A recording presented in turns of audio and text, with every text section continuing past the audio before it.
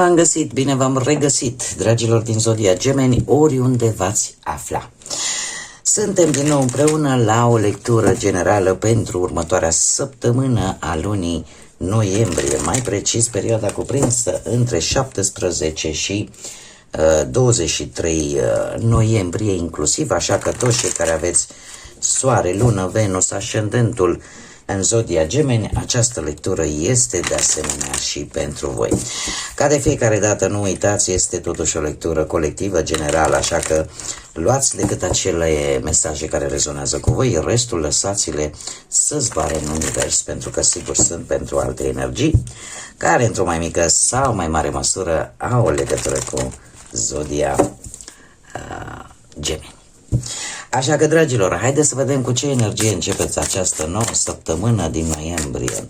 Care este energia, dragilor mei, din Gemeni în săptămâna 17-23 noiembrie? Și avem roata destinului sau roata norocului. Dragilor,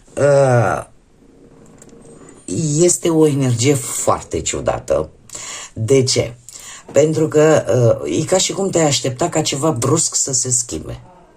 Ca și cum te-ai aștepta ca un anumit ciclu din viața ta, da? Care a mai fost cu ceva timp în urmă, să reapară. Este o energie a... cum să-i... nu știu cum aș putea să o formulez. În care tu aștepți practic surprize așa, bruște. Sau poate tu aștepți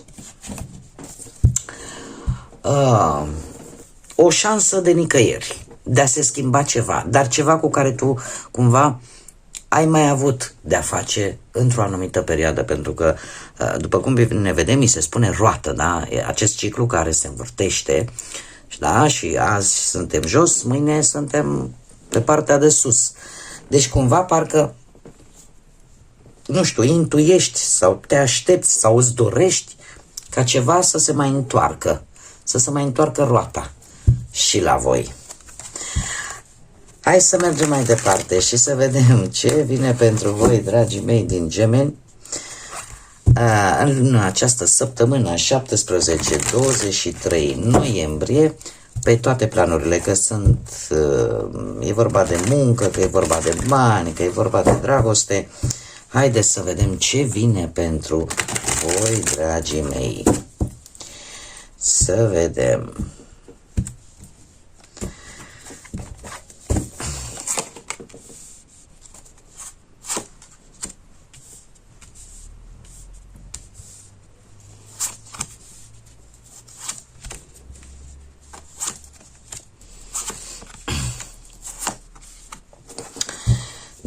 Da.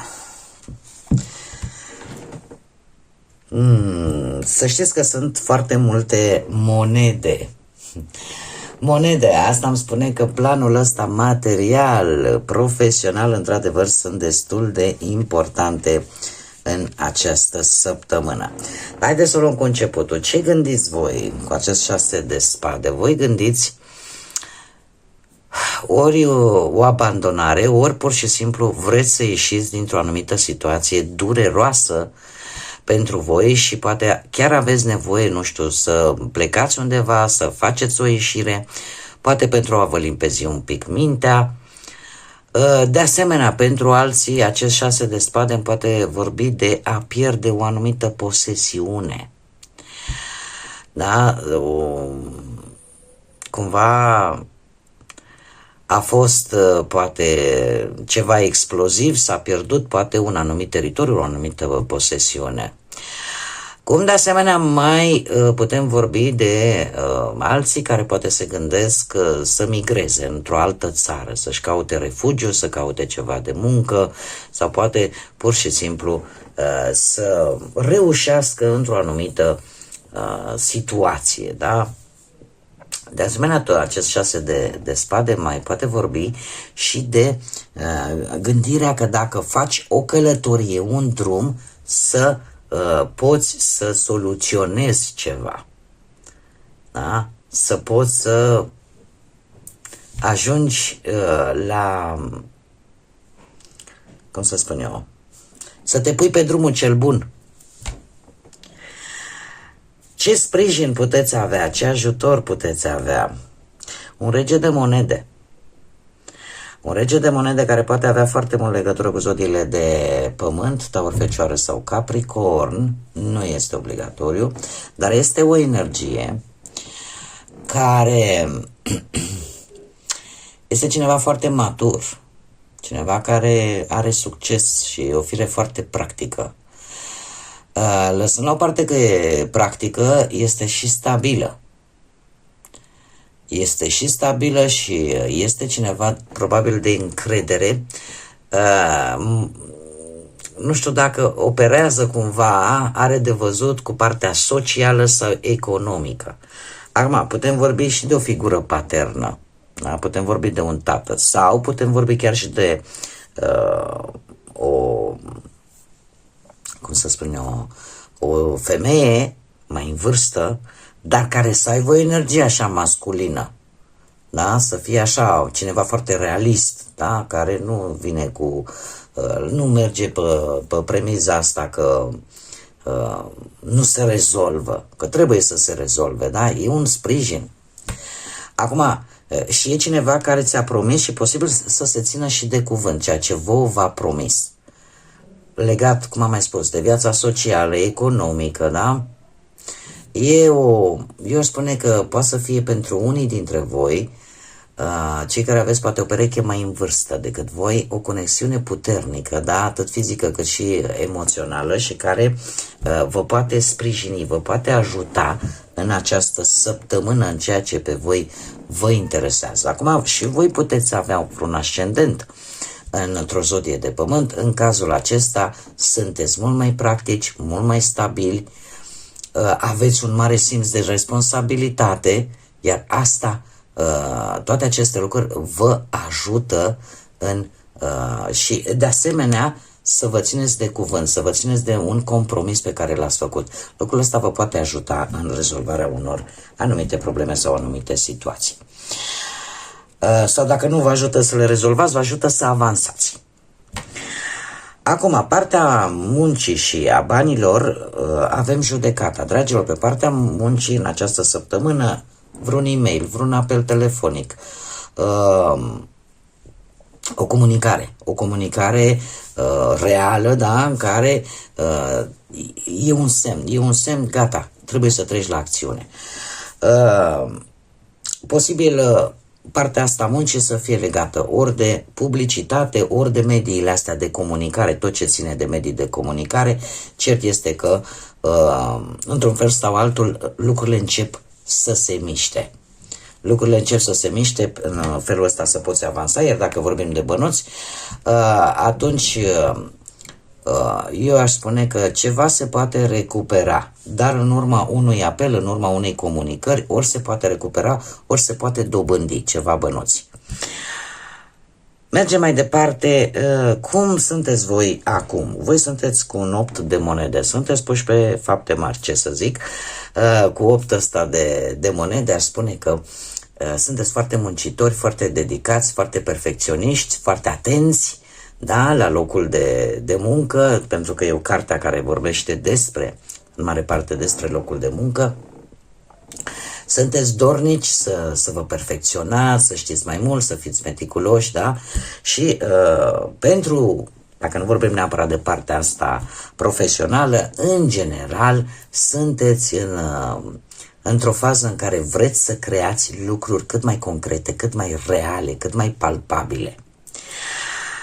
Mergem mai departe și ce piedici pot apărea în această săptămână? Un 7 de cupe.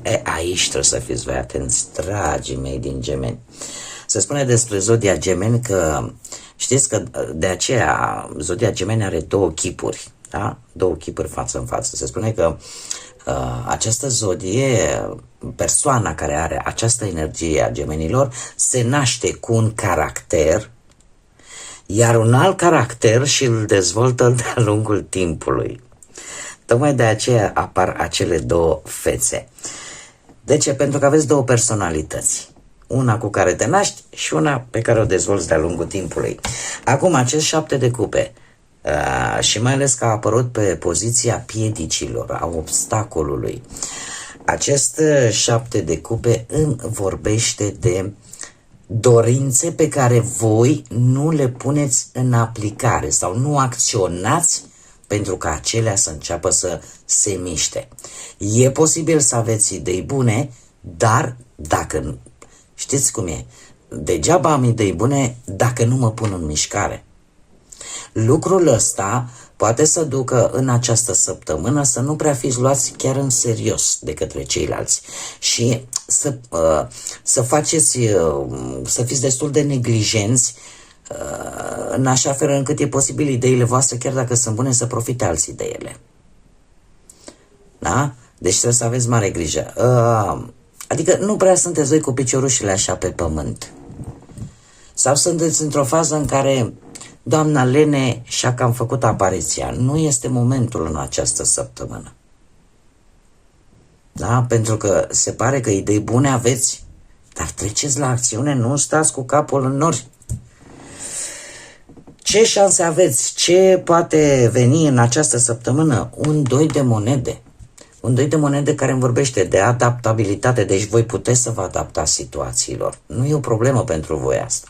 Puteți să fiți echilibrați, puteți să vă gestionați foarte bine resursele, fie ele materiale sau de orice natură. Puteți, aveți capacitatea aia agilă, da? Să țineți sub control atât banul cât și munca, da? Sunteți practici, dar puneți-vă în mișcare.